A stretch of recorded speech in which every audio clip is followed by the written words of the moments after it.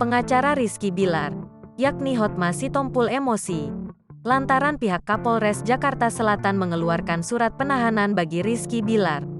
Hotma Sitompul menilai, kliennya sudah damai dengan sang istri, Lesti Kejora sebelum ditetapkan sebagai tahanan.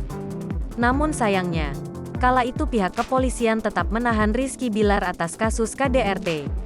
Diketahui, Lesti Kejora mendatangi Polres Metro Jakarta Selatan untuk mencabut laporan kasus KDRT tak lama setelah Rizky Bilar ditetapkan sebagai tersangka dan ditahan. Rizky Bilar yang sudah terpampang di depan publik menggunakan kaos orange tahanan membuat tim pengacara kecewa dengan Polres Jakarta Selatan.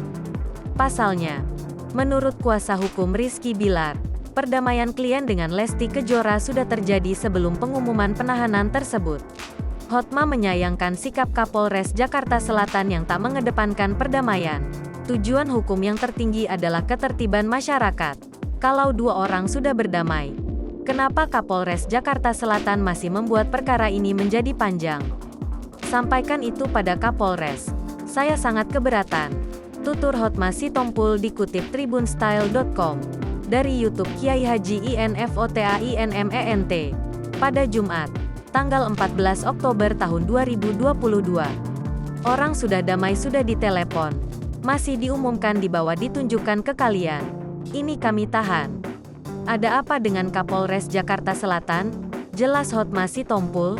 Bahkan Hotma juga menyebut Lesti Kejora menangis-nangis meminta agar suaminya tak ditahan. Sudah ditelepon sama Lesti. Kami cabut nangis-nangis, jangan ditahan masih diumumin juga.